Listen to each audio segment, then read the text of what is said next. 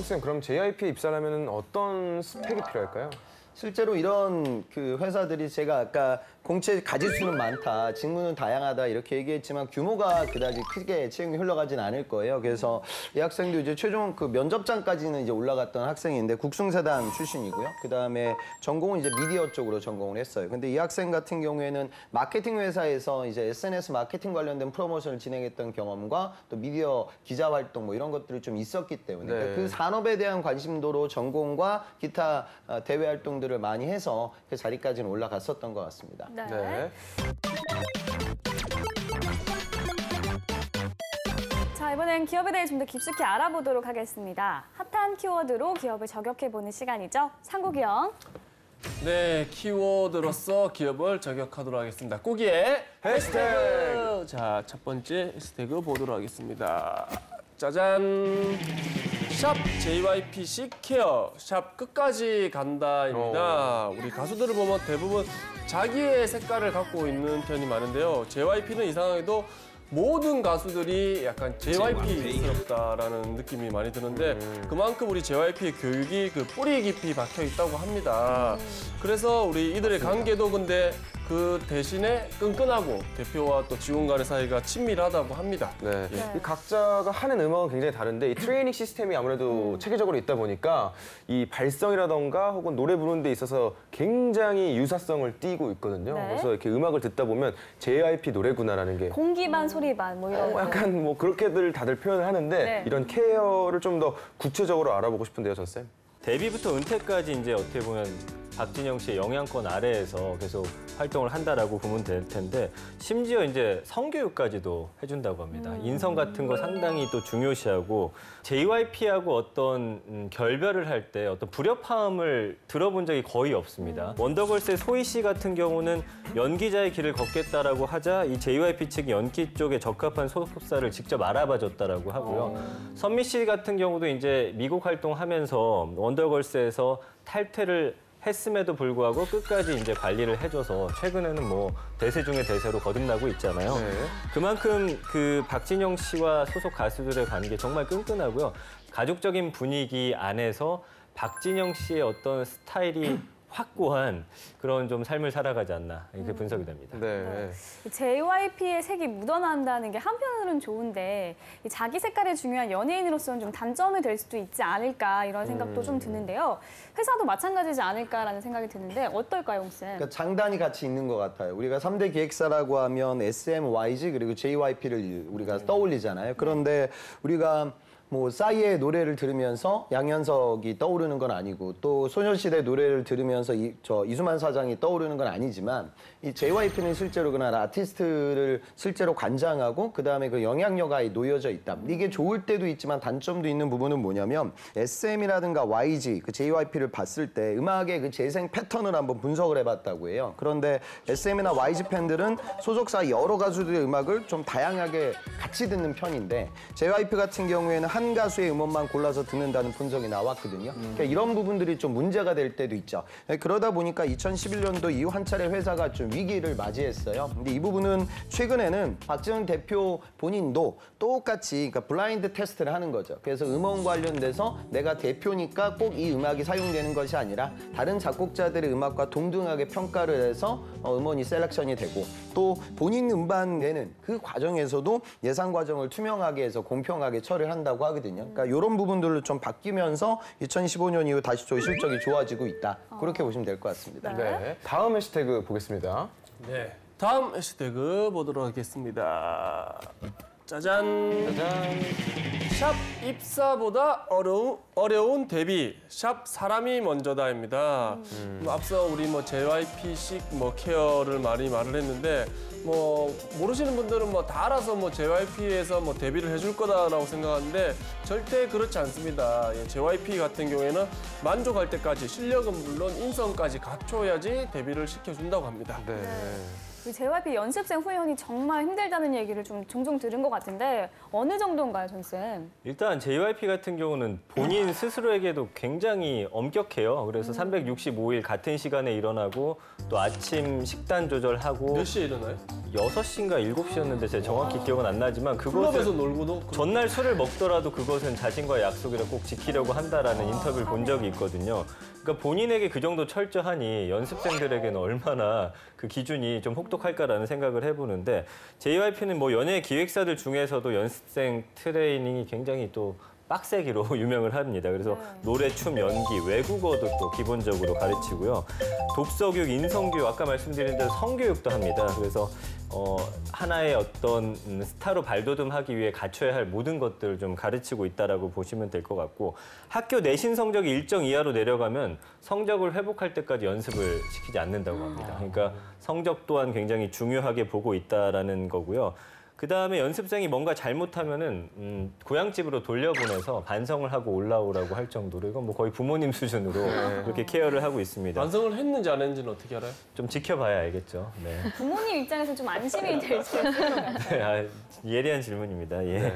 그리고 뭔가 박진영 본인이 자신이 데리고 있는 연습생들은 스타가 되는 것과 함께 좋은 사람이 되어야 한다라는 인식이 굉장히 강하더라고요. 그래서 연습생 중에서 아무리 실력이 뛰어나더라도 뭔가 인성이 갖춰지지 않았다라고 한다면 다른 기획사로 보내는 경우도 상당히 많다라고 하고요.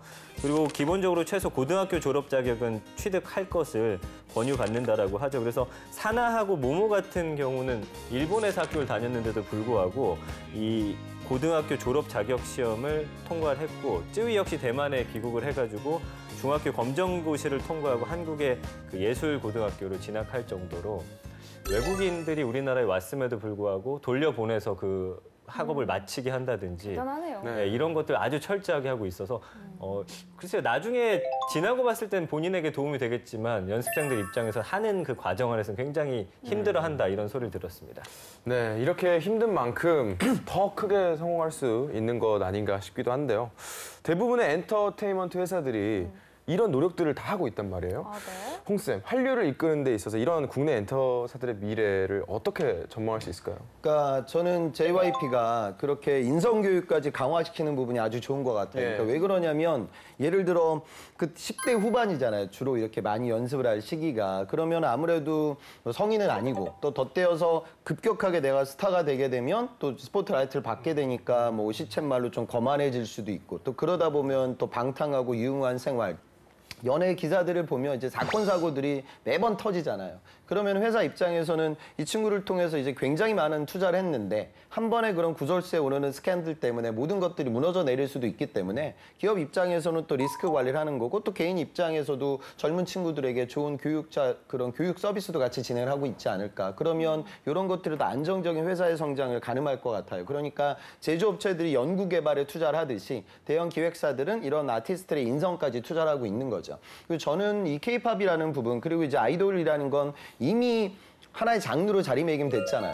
그러니까 우리가 보면 과거의 오디션 프로그램이 굉장히 크게 물론 지금도 인기가 있지만 이 부분을 통해서 수많은 스타들이 배출됐고 이거 재정 씨도 마찬가지고요. 근데 요즘에는 또 이 그냥 일반적인 오디션이 또 아이돌과 결부돼서 또 많은 프로그램들이 나오고 또 새로운 스타들이 지금도 나오고 있는 것 같아요. 그래서 아이돌은 이제 정말로 뭐 우리나라뿐만이 아니라 요즘 뭐 방탄소년단 뭐 이렇게 미국에서 활동하는 모습들을 보면 어떤 문화 장르로서의 자리매김이 확고하게 이루어진 것 같고요. 한 가지 우려스러운 부분은 중국에만 좀 편중된 전략을 조금 더 월드와이드로 넓혀 나가는 전략들이 이제 후 좀 또 진행이 되면 또 더 큰 성장이 가능할 것 같습니다. 네. 네.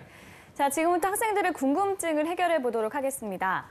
그 방송계통에서 엔지니어들을 뽑는지 궁금합니다. 뭐 기획사라고 해서 그냥 마케팅, 홍보 이쪽만 있는 건 아니잖아요. 그래서 네. 혹시 JYP 엔터에서도 뭐 이런 엔지니어 채용이 이루어지고 있나요? 실제로 뭐 올해 상반기 제가 공채를 다시 한번 또 살펴보니까 아까 얘기했던 뭐 비주얼 디자인, 영상 콘텐츠 촬영 기획 이런 것도 있지만 공영 엔지니어직도 채용이 이루어지거든요. 그러니까 일부 방송이라든가 이런 좀 음향이라든가 이런 부분에 있어서 이 채용이 좀 있는 것 같아요. 하지만 전체 채용 규모에서는 정말 좀 소수가 되고 아마 보나마나 또 한 자리 숫자로 채용이 되기 때문에 너무 여기에만 올인하는 건 그다지 추천드리고 싶지는 않습니다. 네, 그 아마 미디 쪽일 겁니다. 아마 그 음악 녹음하는 데 있어서 네, 녹음을 담당하는 그런 엔지니어가 네. 채용인 것 같은데. 잘하시네요. 네, 아니 뭐 한 분 정도 이렇게 뽑는 것 같아서 좀 아쉽긴 합니다. 네. 자, 그럼 다음 질문도 한번 보겠습니다.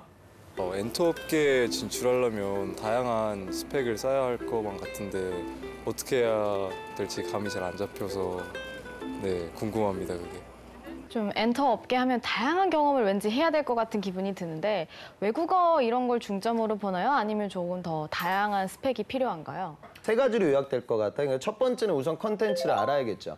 그러니까 아이돌 컨텐츠나든가 지금 나오는 방송 컨텐츠를 제대로 이해해야 이 컨텐츠의 사업적인 부분을 가름할 수가 있으니까. 그리고 두 번째는 엔터 업계는 그 어떤 소비재 산업보다도 트렌드를 반응하는 것이 아니라 그 트렌드를 만들어 나아가는 산업이거든요. 그러니까 트렌드를 바라볼 수 있는 식견도 갖고 있어야 되고 그러기 위해서는 모바일 채널이라든가 SNS 채널에 대한 식견도 갖고 있어야 될 것 같아요. 그리고 또 아까 말씀드린 글로벌 역량 이런 것들 좀 귀합해가지고 채용이 이루어질 것 같습니다. 네. 네.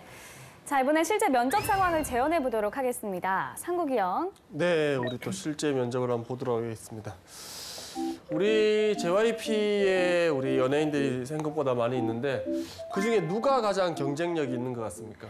트와이스 같은 경우에는 이제 흔히 엔터 업계에서 얘기를 하는 게 JYP는 항상 음악 첫 번째 시작에 JYP라는 그 삽입구가 들어가는데 최근에 발매된 트와이스 앨범에서는 그런 말이 들어가지 않고 트와이스라는 어구가 들어가는 걸로 알고 있습니다. 그것도 트와이스가 일본이든 국내에서든 성공을 했다는 증거라고 잘 알고 있습니다.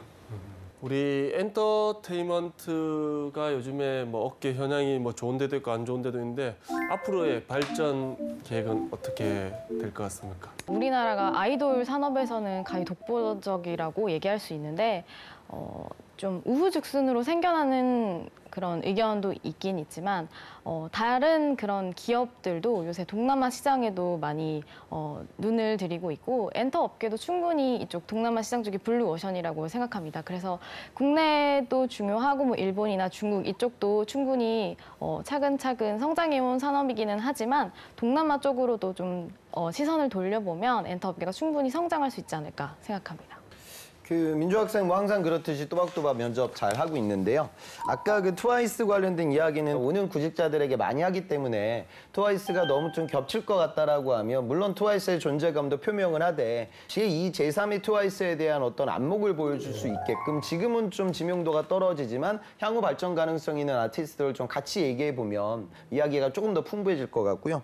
그 다음에 아까 엔터테인먼트 업계에서 이제 지금 기획사들이 굉장히 난립되어져 있다. 근데 저는 이거는 실제로 대형 기획사들 입장에서 큰 리스크라고 생각을 하거든요. 그러니까 과거에는 새로운 뭐 아이돌이 나왔을 때 그 뭐 JYP의 새로운 뭐 아이돌이다, SM의 새로운 아이돌이다. 이 타이틀로 바로 차트에 진입을 하고 그다음에 프로모션이 이루어졌어요. 이 브랜드 가치가 상당히 중요했는데 제가 보기에는 이제 오디션 프로그램들이 굉장히 많아지게 되면 SM의 어떤 아이돌이 아니라 무슨 프로그램의 어떤 아이돌로 이제 인식이 될 거예요. 그러면 물론 그런 오디션 프로그램에도 훈련을 잘 받은 이런 대형 기획사의 아티스트들이 출전을 하겠지만 오히려 이런 성공 공식이 무너질 수도 있거든요. 그러니까 그런 부분들을 또 대형 기획사들 어떻게 바라봐야 될지 이런 식으로 좀 재해석을 해서 언급을 하게 되면 보다 설득력이 좀 올라갈 것 같고요. 그리고 한 가지 말씀드리고 싶은 부분은 이 미디어 업계라는 부분은 그러니까 단순히 제작사만 있는 것이 아니라 제작사와 투자사 그다음에 또 이제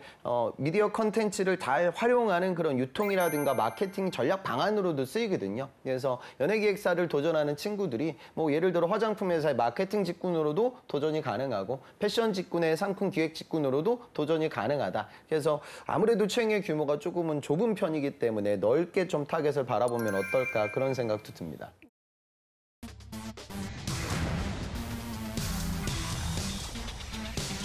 오늘의 기업은 카카오엠입니다.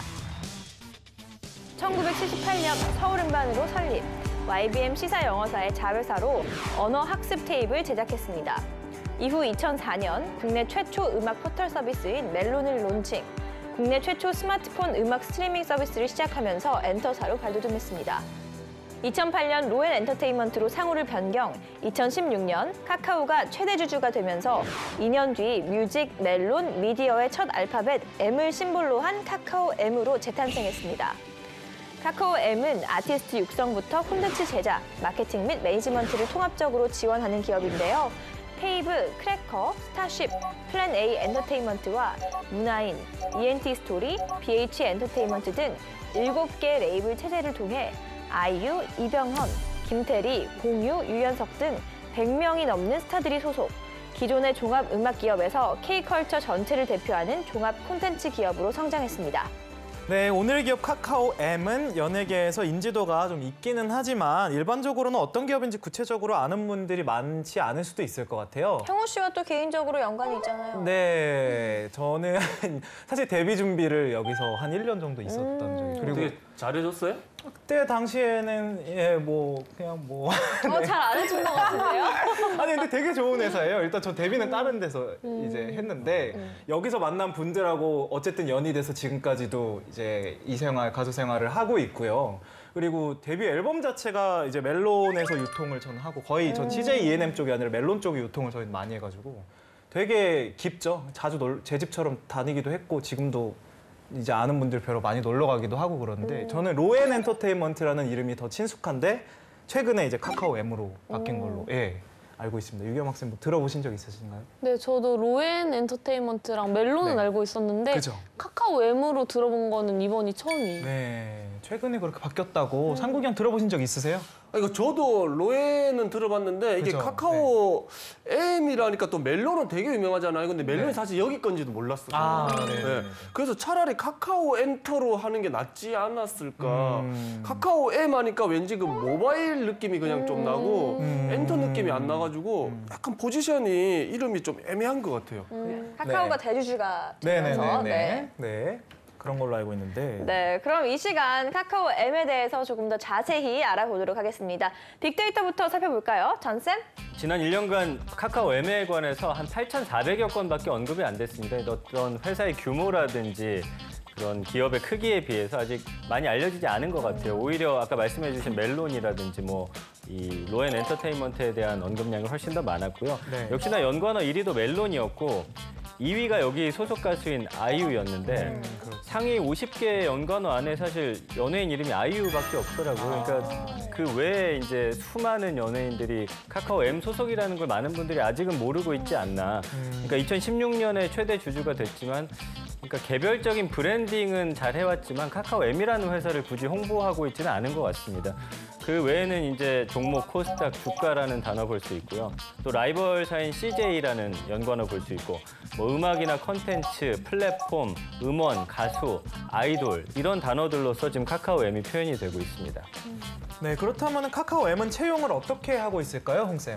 최근에 이제 카카오엠의 첫 번째 공개 채용이 있었습니다. 그래서 경력직과 그다음에 신입직 공동으로 이제 채용이 흘러갔는데요. 경력직 같은 경우에는 2자릿수의 채용이 있었는데 미디어 기획 파트, 그다음에 컨텐츠 제작 파트, 그리고 광고 영역에서의 다양한 직군으로 채용이 열렸고요. 신입 같은 경우에는 이제 미디어 기획 직군에서 디지털 컨텐츠 기획, 그리고 이제 엔터테인먼트 사업 기획과 관리를 하는 직군, 그리고 이제 컨텐츠 제작 직군에서도 마찬가지로 기획, 그다음에 컨텐츠 연출이라든가 조연출, 그리고 이제 마케팅 직군으로 이제 인턴십 공채가 열렸죠. 그러니까 이게 이제 첫 번째 공채이기 때문에 앞으로는 또 이쪽에 카카오톡에서 투자를 좀 많이 진행을 하게 될 거예요. 그러니까 카카오라는 그런 어마어마한 매체가 있기 때문에 그 매체와 아티스트를 연결시켜서 이제 유튜브, 넷플릭스 뭐 이런 미디어 빅뱅이 펼쳐지고 있는 이 상황들 속에 누가 더 이제 좋은 컨텐츠를 많이 줄 것이냐. 그리고 이걸 모바일을 활용해가지고 카카오 TV 뭐 여러 채널들을 보유하고 있으니까 미디어에 더 방점을 찍고 있다. 그렇게 좀 생각하시는 게 좋겠습니다. 네, 그러면 카카오 M 우리 직원들 연봉은 또 어떻게 됩니까?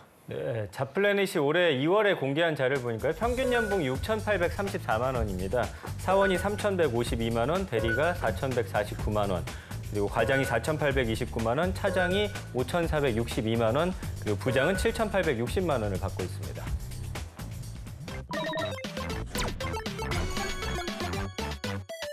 네, 기업에 대해 좀 더 깊숙이 알아볼까요? 핫한 키워드로 기업을 저격하는 시간이죠. 상국이 형. 네, 키워드를 통해서 우리 기업을 저격해 보도록 하겠습니다. 꾸기의 해시태그! 우리 첫 번째 해시태그 보도록 하겠습니다. 짜잔! 샵 유재하부터 BTS까지 샵 대중음악사입니다. 우리 카카오엠은 그 역사가 오래된 만큼 우리 한국 대중음악사에 많은 자취를 남겼는데요. 통기타부터 우리 K-팝까지, 그러니까 우리 유재하 씨부터 우리 BTS까지 말 그대로 우리 대한민국 대중음악의 살아있는 역사라고 해도 과언이 아니라고 합니다. 카카오 M의 40년사엔 어떤 자취들이 있었을까요, 전쌤? 그러니까 서울 음반 시절로까지 거슬러 올라가야 되는데 그런 무려 한 40년의 역사를 갖게 되는 거거든요. 그러다 보니까 음악 산업 어떤 비즈니스에 있어서는 정말 그 전문성이 남다르다라고 할 수 있을 것 같고요. 실력 있는 아티스트 찾아가지고 뭐 음반 제작은 물론이고 기획, 투자, 유통까지 이제는 함께 하다 보니까 이렇게 뭐 연결이 안 된 그런 음반이 없을 정도로 상당수의 음반을 제작하고 또 유통하고 투자하고 있습니다. 그러니까 다양한 장르 음악을 연간 한 800개 정도의 이상의 타이틀로 발매를 하고 있고요. 그다음에 한국 대중음악 100대 면반에 속하는 유자의 사랑하기 때문에라든지 뭐 부활의 Rock Will Never Die, 동물원의 동물원, 그리고 김광석의 다시 부르기 뭐 이런 음반을 발매했고요.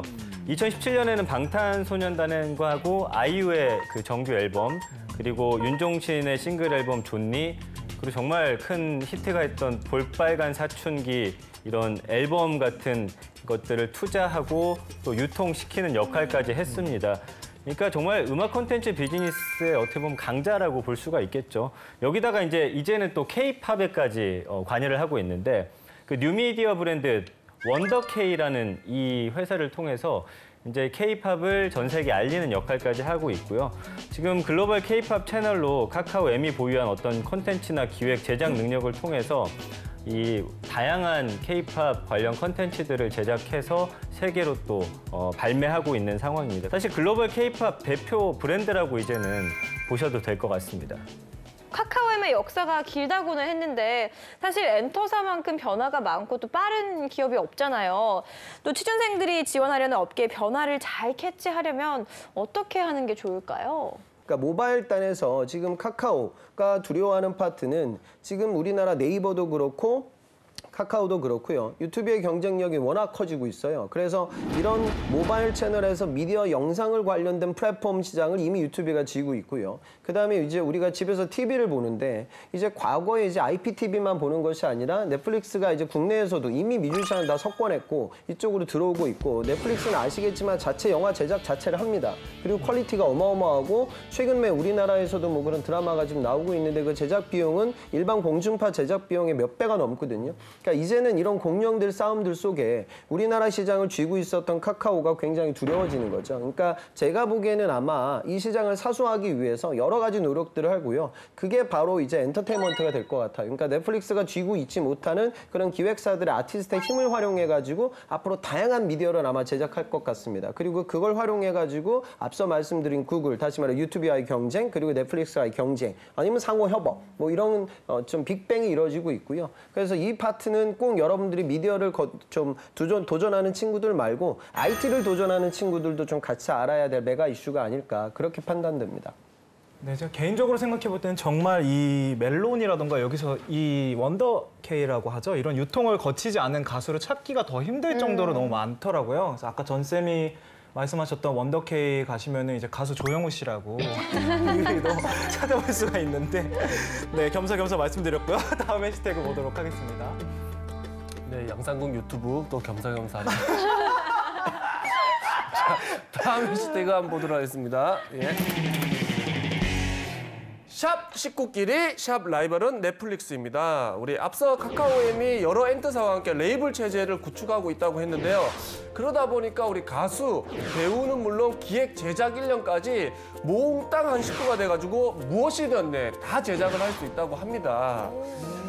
무엇이든지 만들 수 있다는 거는 컨텐츠 제작을 좀 의미하는 거겠죠? 그렇죠. 이제 앞으로는 사실 방송사 외 뭐 엔터테인먼트 회사, 방송을 다루는 모든 매체의 어떤 궁극적인 목표는 넷플릭스가 될 것 같아요. 자체적인 컨텐츠를 생산해서 본인들의 플랫폼을 통해서 이거를 사람들이 볼 수 있게끔 해서 어떤 이익을 극대화시키는 것들이 아마 모든 회사의 목표일 것이고요. 지금 뭐 예를 들면 YG 같은 경우도 이제는 본인들이 자체 컨텐츠를 본인들 회사에 있는 그런 연예인들을 대상으로 해서 만들어서 사실 뭐 네이버나 이런 쪽과 손을 잡고서 이제 내보내고 있거든요.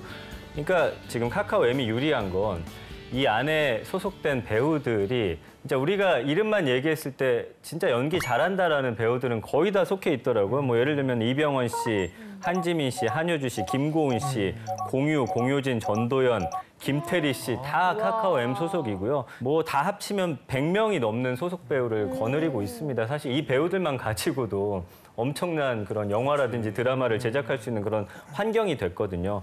그래서 앞으로 이 콘텐츠 생태계를 더욱 성장시키기 위한 카카오 M의 그 큰 목표라든지 미래가 아마 보이지 않나 이렇게 생각을 해봅니다. 최근 카카오엠이 넥슨 인수를 할까 좀 고심하고 있다 이런 그래요? 기사를 많이 봤어요. 중국이 인수하려고 하자 네. 그거에 앞서서 먼저 네. 인수해야겠다 막 이런 발표를 한 걸로 알고 있는데 만약에 인수를 한다면 기업 차원에서는 좀 어떤 변화가 있을까요? 지금 실제로 카카오 측에서 이제 이 인수권은 이제 막 검토를 시작한 단계다라고 이제 발표가 나와서 조금 더 우리가 지켜봐야 할 것 같습니다. 그러니까 카카오도 이제 게임 사업을 하고 있는데 모바일에서는 이 영향력이 상당하지만 PC 게임에서는 좀 약하거든요. 그리고 PC 게임의 강자가 이제 넥슨이기 때문에 양사가 합병이 되면 또 우리나라 게임 산업의 지각 변동이 또 일어날 수 있겠죠. 이 부분을 좀 눈여겨보고 있고 아마 또 카카오 측에서는 실제로 이 넥슨이 이제 중국에서 차지하고 있는 매출 비중이 굉장히 크고 그 메인 게임들을 이제 중국에 있는 텐센트가 퍼블리싱을 또 하거든요. 그러니까 텐센트가 또 자금이 지금 어마어마하기 때문에 실제로 이제 넥슨 인수에 대해서 생각을 하고 있을 거예요. 근데 그렇게 되면 일각에서는 우리나라 K컬처 산업에서 게임이라는 산업이 또 차지하는 비중이 큰데 이게 또 중화기업에게 넘어가는 것에 대한 이 부정적 인식도 또 상당하죠. 그러다 보면 또 카카오 입장에서는 요거를 좀 인수해서 시너지를 만들기 위한 비즈니스 모델을 지금 꾸리고 있을 거예요. 근데 이 부분은 조금 더 우리가 좀 진행되는 인수권을 좀 살펴봐야 할 것 같습니다. 네, 이번엔 실전 면접 기출 문제를 풀어보겠습니다. 상국영. 최근 우리 플랫폼 등을 통해 본 콘텐츠 중에서 우리 가장 기억에 남는 게 있습니까? 네, 저는 영상 플랫폼을 통해서 사람들이 어떤 어플을 이용하면서 굉장히 만족하는 콘텐츠를 본 적이 있는데요. 그 어플이 뭐냐면 자신이 좋아하는 아이돌 가수의 무대를 다각도에서 한 번에 볼 수 있는 어플이에요. 사람들이 자신이 좋아하는 아이돌의 무대 영상을 보면서 뭐 구도라든지 아니면은 촬영 기법에 대해서 굉장히 불만이 많다고 들었어요. 근데 그런 불만을 해소했다는 점에서 굉장히 본받을 만한 가치가 있다고 생각이 들어서 기억에 남았습니다. 너무 좋은 답변 같네요. 그러니까 팬의 입장에서는 우리 그렇잖아요. 스포츠 팬들도 그러니까 예전에 똑같은 이야기가 그건 것 같아요. 그러니까 내가 좋아하는 야구팀의 경기를 볼 때 그러니까 우리가 뭐 우리나라 국가대표 경기는 당연히 우리나라 관점에서 중계가 이루어지지만 야구는 그렇지 않은데 내가 선호하는 팀의 관점에서도 중계하는 그런 컨텐츠들이 지금 스트리밍 되고 있거든요. 그러니까 똑같은 관점이죠. 그러니까 하나를 내가 볼 때 그렇게 나의 관점에서 해석을 해가지고 컨텐츠를 즐기겠다는 니즈가 많아지고 있다. 따라서 우리가 카카오 M 같은 이런 컨텐츠를 만드는 기업의 어떤 방향성을 좀 보여주고 있는 거죠. 아주 좋은 답변 같습니다.